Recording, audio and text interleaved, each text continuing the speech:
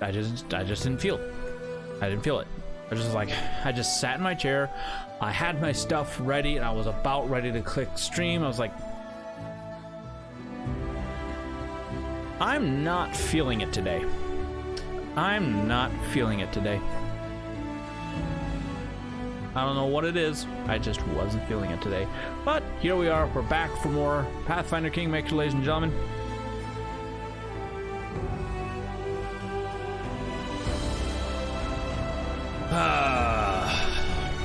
We're now getting some. We're now doing some cleanup stuff for and chapter 3, trying to get things done with. But then I'll probably go ahead and start working on some my barony stuff, and then we'll go ahead and finish up the chapter because I think I'm starting to rush this a little bit. I'm starting to rush it a little bit. I don't entirely wish to do that. Okay, so we're here. We just got done talking with good old buddy what's his face, Bartholomew. He wasn't happy that we destroyed his treasured possession, nor was he happy that we had to stop all his experiments and stuff. He wasn't happy. He wasn't happy. But that wasn't his decision. He's in my lands, so, well, sort of my lands. But anyways, so we ended up, Octavia ended up picking a fight with him, and we ended up fighting him, and we ended up killing him. So I was like, I felt awkward on that. I felt awkward with that. Felt very awkward with that.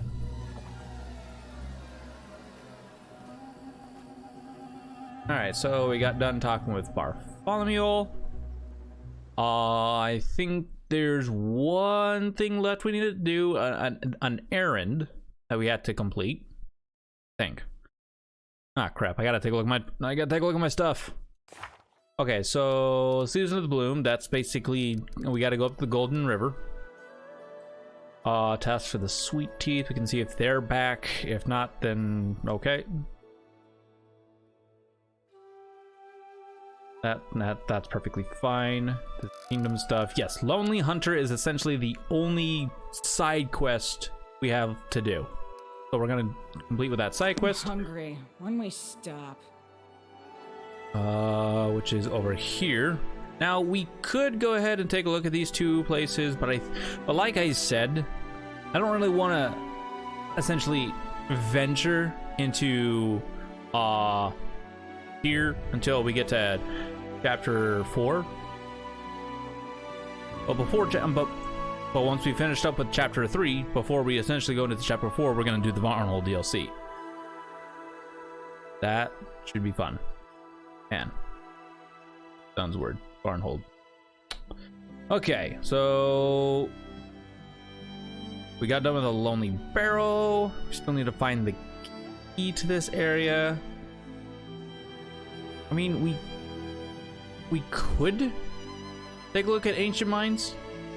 We could take a look at Ancient Mines on the way, but I think I'm actually kind of over leveled as is, especially with the extra stuff added in at the beginning of the game. So let's go ahead and travel to Silverstep Lake. I need to catch my breath. On the way there, we'll go ahead and take a look at our kingdom stuff.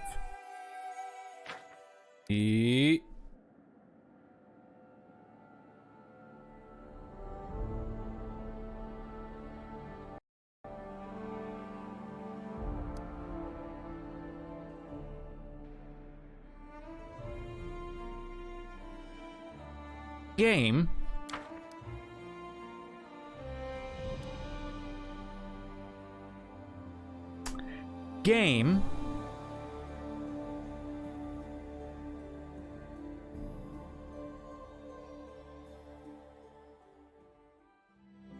I think you're supposed to alert me.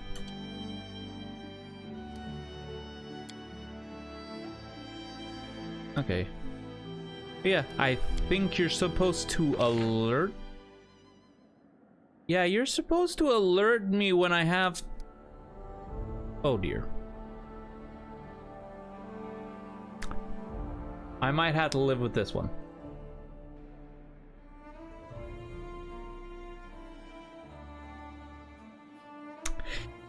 I'm gonna have to live with this one because, well...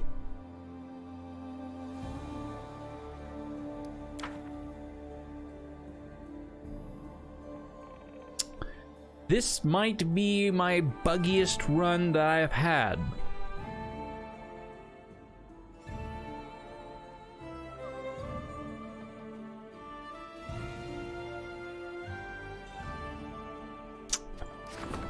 This one requires Ragungar. It needs to be done by... It needs to be attended before the 1st of next month. And Ragungar's got 13 days. Put it us to the 28th is when you can do it.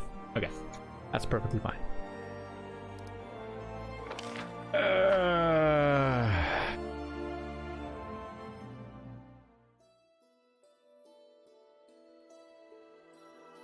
Yeah.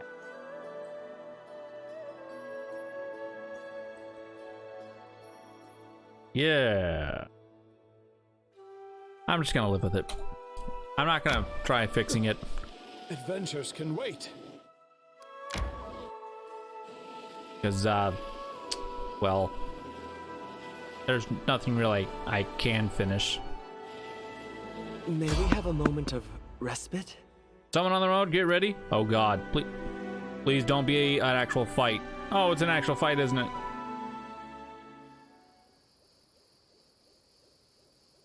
In due time.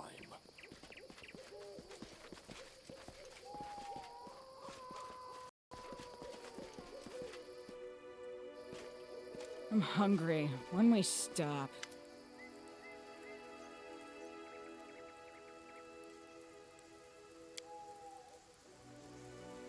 She critical failed.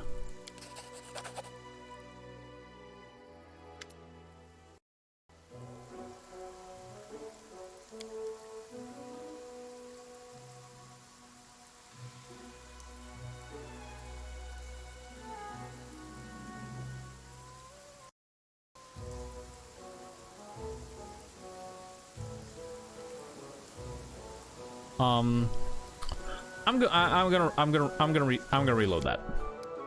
Okay, quick save. Yep. How did she critical failed that? She rolled a 1. That was literally the only thing that she could not have rolled to fail that. Okay. But it was a large coin purse lies in the middle of the row. The purse is tied to a rope awkwardly covered with dust as if to mask its presence. The rope winds its way to a cluster of dense bushes nearby. Pick up the purse.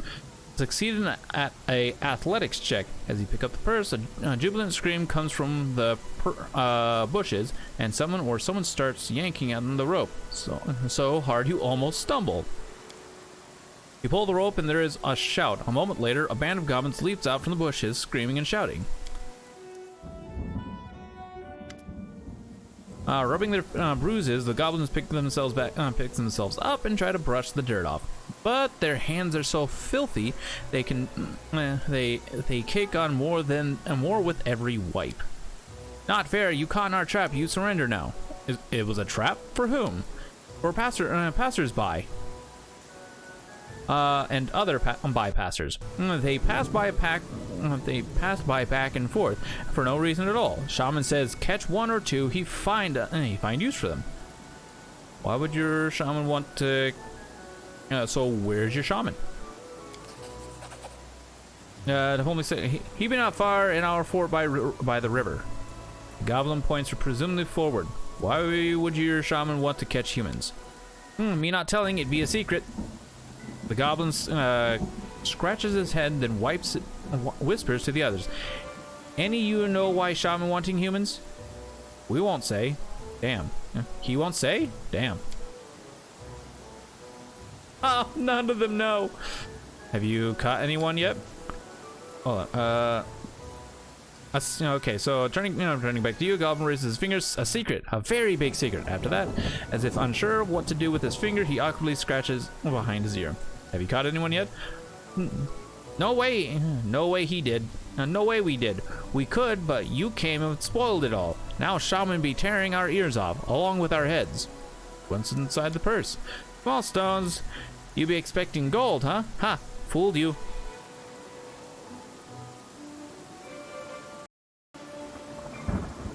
Catching humans, are you? I'll put an end to this.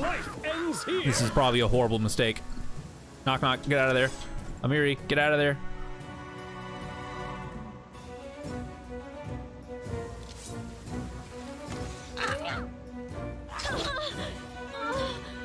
This was a very big mistake here, chat. Okay. Then we're not going to do this quite yet. We're going to go ahead and do this. I'm going to go to here. We're going to stop. We're going to rest because apparently that's going to happen. It's going to tell us where the thing is. That apparently that might be planned. Time to test if it actually is planned. Let's find out if it's planned. No, it's not planned. Oh, wait. Yes, that is planned. Oh. Because that tells us where we're supposed to go. Here. Oh dear.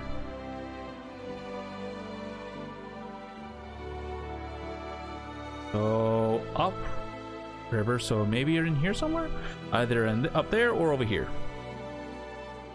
Interesting. Listen, Tristan. Why do you always forgive everyone for everything?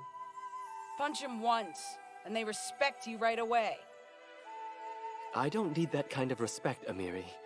It brings nothing but suppressed anger.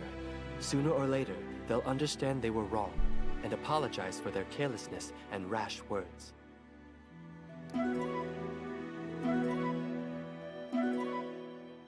Some of these dialogues is definitely interesting. Just like, I really like it. Enter.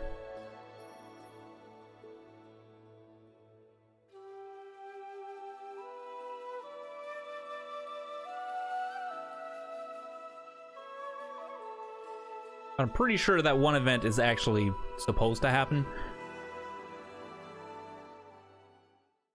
We're gonna do this entire area before we officially get through it.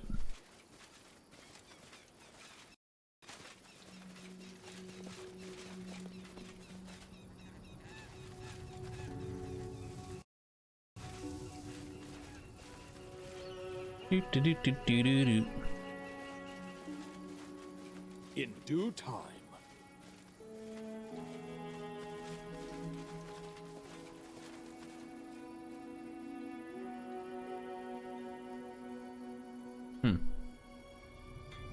I'm there. Oh.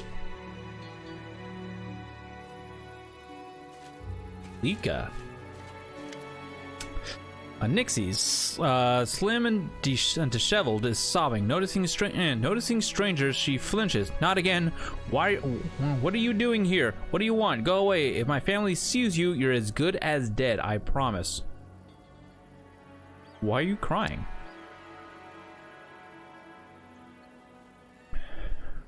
The Nixie hides her face in her hands. My family kicked me out, all because of what I did to that stupid boat. Everyone was furious when the evil box fell in the lake, but I was just trying to do the right thing. What's your name? I am Lika. This lake is our home, though we haven't let other people live around here too. Although we've let other people live around here too. Oh, we never should have done that. We should have chased those foolish bumpkins away as soon as they started building their houses here. Now they've brought disaster down on us all. I'm no enemy to the Fae. If you were an enemy, you'd be just a few bubbles on the lake surface by now. But here I am, see? Still standing and talking with you. The Nixie sobs again and rubs her eyes with her palm. Can you tell me what happened? Those men brought trouble. The ones from the big boat. They came from tourists of Lebanese and brought that scary box with them. Even the fish in the lake could tell the box was very, very evil. But those fools on the boat just laughed, bowing to the box.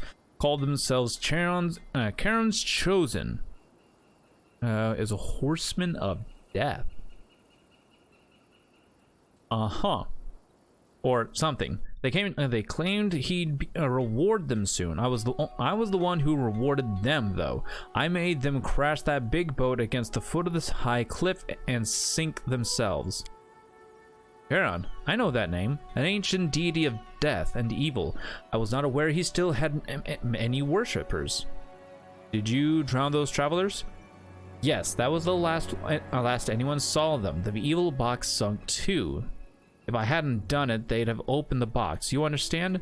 Then something terrible would have happened. What's in the box? What's in the box?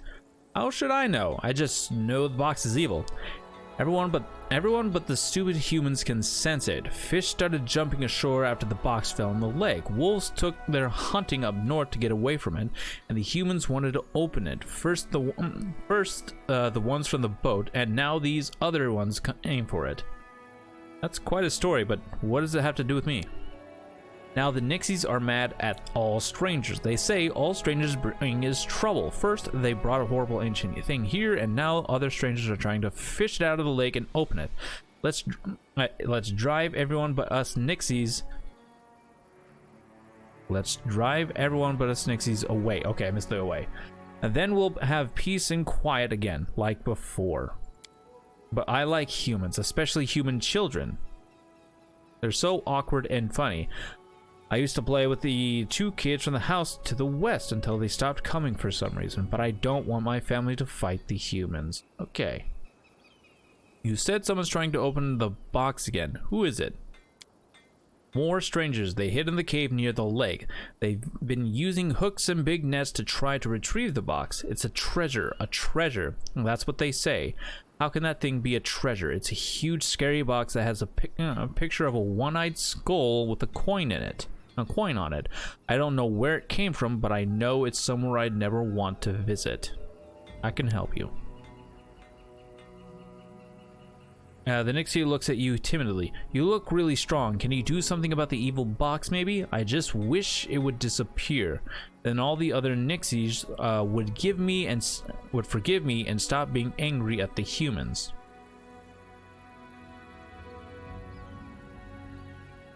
I'll help if I can. The Nixie jumps with excitement. Thank you, thank you, thank you, thank you. Just be careful, please. The box is so creepy. Okay. I do what I must. Looks like we got a scary box to deal with. Oop. Loop.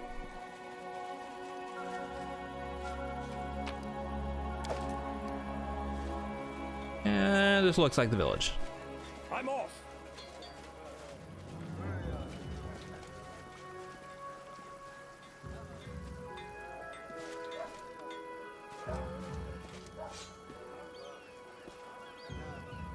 I'm there.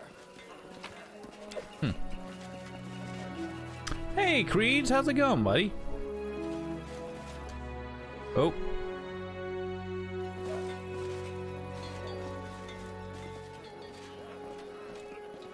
Asil.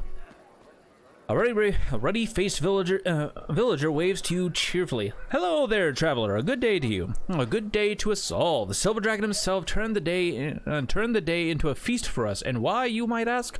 All because I forgot my fishing gloves at home. Okay. Who are you?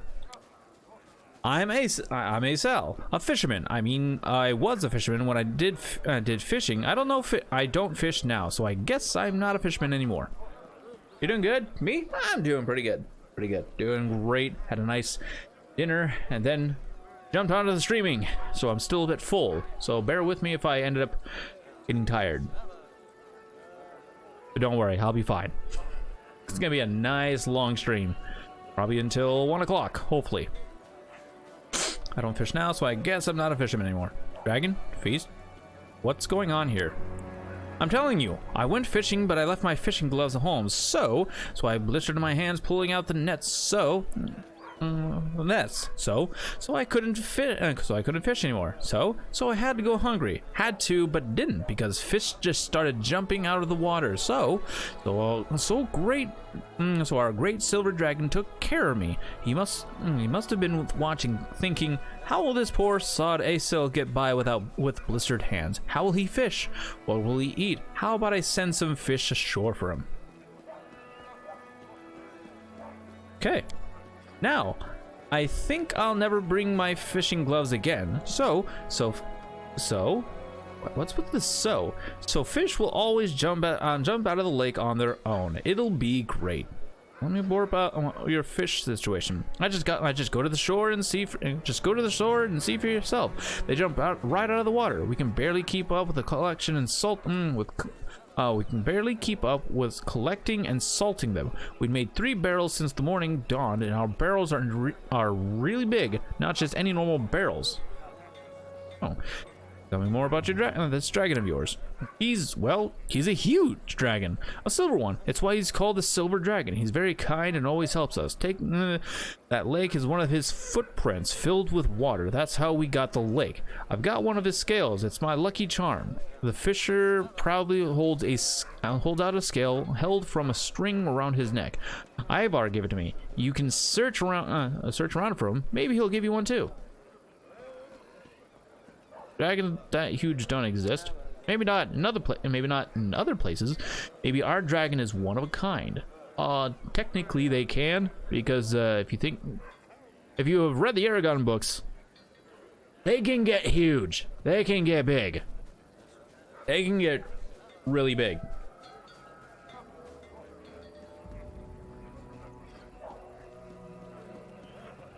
Alright. Have you ever seen this dragon with your own eyes? Sure did. Day before yesterday, 2 months ago too. Burvis the trader says I'm a fool and it was just a thundercloud, but you couldn't listen. But you shouldn't listen to him. So what exactly has this dragon done to help you? He sent Ivar to us. Well, not sent, really. Ivar was here before, but he was only a hunter, not of a dragon's voice. When Ivar became the dragon's voice, everything got better all at once. Most of the bandits disappeared from the roads, monsters stopped attacking us in the woods, and wolves don't even take our cattle anymore. And now there's the fish to top it all. Yeah, the Silver Dragon is the best dragon ever. Oh, you read those? Nice! I like those books. I think those are actually... I think that's actually my favorite series. Let's talk about this hunter. Ivar, was it? Ah, Ivar. Yes, he's a good fellow. Who is he? He's the dragon's voice. The silver dragon tells me things. Then Silver Dragon tells him things. Then Ivar tells us. Like when the dragon chased the wolves from our herd. He told Ivar, and Ivar told us. And when he scared the monsters away so they wouldn't attack us. He told Ivar that too. Well, we get all kinds of good news from Ivar. That's enough from Ivar then. Do you have any idea who I am? I'm your Baron. That's great, I think. You know what? You should talk to Ivar first. You can ask the Silver Dragon's opinion on the greatness of that. Ivar's an important person here, and the dragon is even more important. What if he doesn't want some strange baroning around here? I need to tell you something about the fish and this dragon of yours. I could talk about the dragon all day long. The fish were jumping ashore thanks to an ancient sarcophagus that the Nixies accidentally drowned in the lake. Your Nixies lied to you. They're Fae, so what do you expect? But Ivar told me about the dragon, not the fish. Though, just that the dragon is protecting us. But I know Ivar well. Ivar doesn't lie. Alright. Well, have a farewell.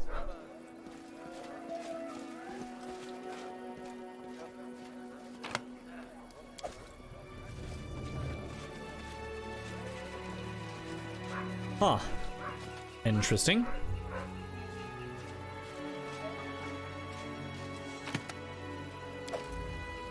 Wand of Burning Hands. Ooh, neat.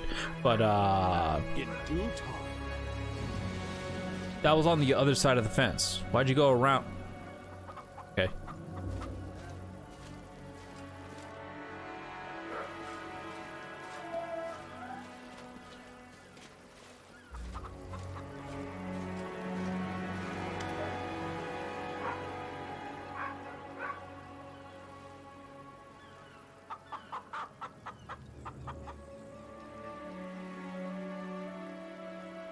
I'm not going to be surprised if something happens that causes this game to not function for me.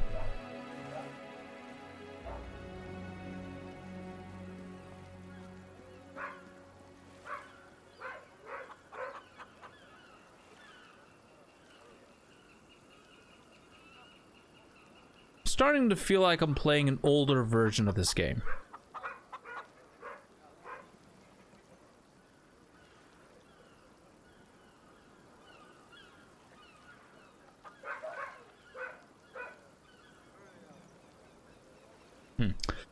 Welcome to Bravis's roadside shop. Judging from his accent and his fine clothes, this trader isn't from around here. Can I see your wares? Ooh. Oh. I guess we'll take that. Beacon. Each time this +2 frost hand axe lands a hit, the enemy has to bypass a reflex saving throw or get blinded for 1d3 round.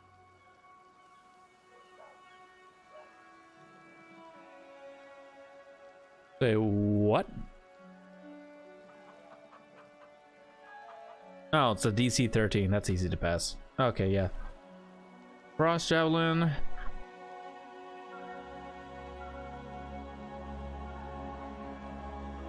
The throwable, huh? Neat. I don't need anything else from him. Deal. Give me your food. Thank you.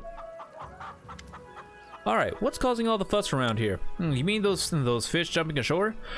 These fools believe it's thanks to their patron, the Silver Dragon. He supposedly decided to provide the villagers with a feast and sent them his gift. Idiots. I don't know the reason those fish are jumping, but if it were me, I wouldn't get too close to those fish or that lake. You sent me a letter, right? About a hunter named Ivar and his Silver Dragon stories? The trader smirks. Ivar. He's a resourceful one, to be sure. Made the whole area believe he's some chosen one, the spokesman for the Silver Dragon. The idiots around here listen to everything he says and do whatever he asks.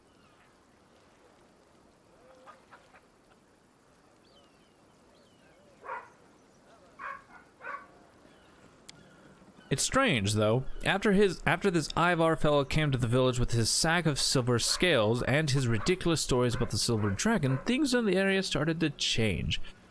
There was this wolf pack that used to cut through the local cattle like a housewife cuts through vegetables.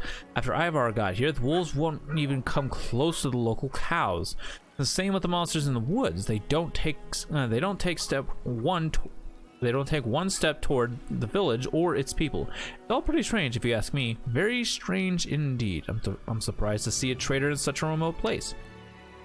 I usually buy hides from the local hunters, but sometimes they come up with some rather intriguing trophies. No wonder, though, considering the number of different beasts live in these woods. I'm sorry. These wares don't look like hunting trophies. They remind me more of some robber's loot. Trader's face goes blank. I'm sure I have no idea what you mean, Your Grace. This is all pretty standard trade around these parts. You know, total unrelated. I just realized I haven't had an opportunity before to offer a donation to help support our barony. The Alary's lips purse with disdain. Those like him think anything can be bought, even laws and rulers. Now you're trying to bribe me? If you ever even think of going back to your old ways, you'll find yourself in some real trouble. Sure, yes, of course. The trader's voice rings with enthusiasm. Valerie glances pensively at you. Do you believe he will keep his word? Though, on second thought, I know how convincing you can be. I'll come another time. Farewell.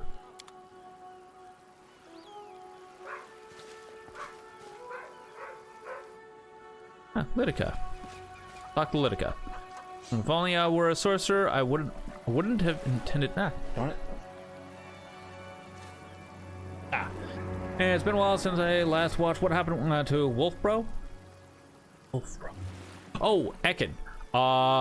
He's back at the barony. I ended up changing my party a little bit.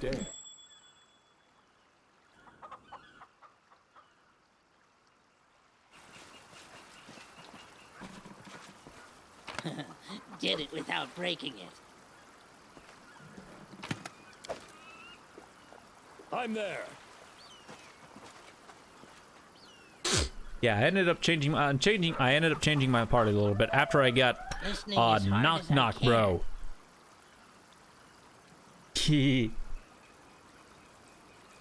I got knock. Yeah. Knock knock. Yeah. This is the character that I've been kind of pushing the game forward as quick as. Who's that? Knock knock is a goblin. Best favorite character in this entire game. My favorite character. Because the way he talks, the way he acts, he wants to be a hero. And good God, does he do a looks neat? He is the best damage dealer in this game. By a long shot. I mean, a long shot. His attacks, and he's using two-handed. He has a higher attack than I do. He has a higher attack than Miri. And now he's also got the ability called Opportunist, which is the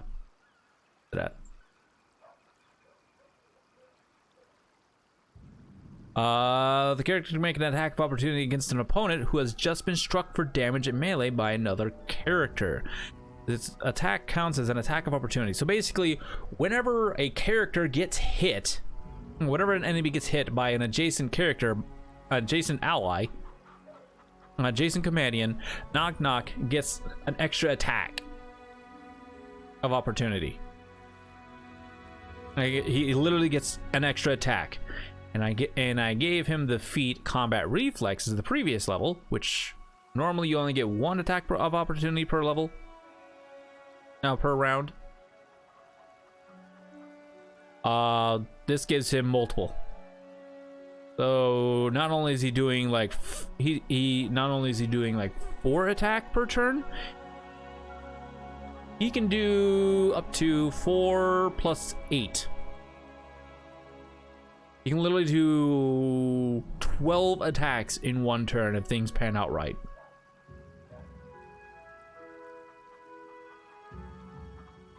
That is nuts. Sounds OP? It is. His drawback is he's very squishy. He's very squishy, though that kind of comes with being a rogue. He's very squishy and very susceptible to magic. Very susceptible to magic.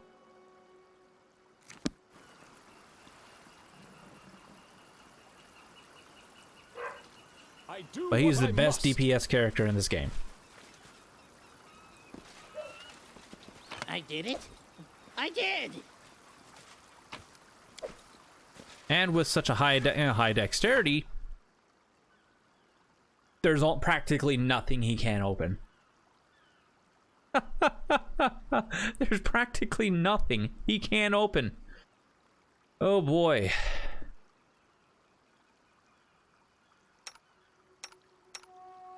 I gotta figure out who has the highest perception now. That would be... oh. Octavia and Knock Knock. I'm off. I did it. I did.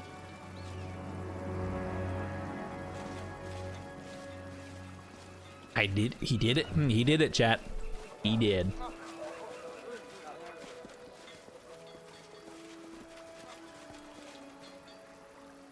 Always put a broom in conspicuous. Yep, get that loot in there. many days you got left?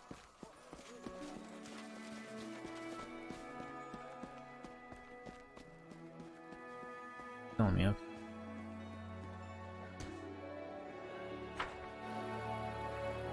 Interesting.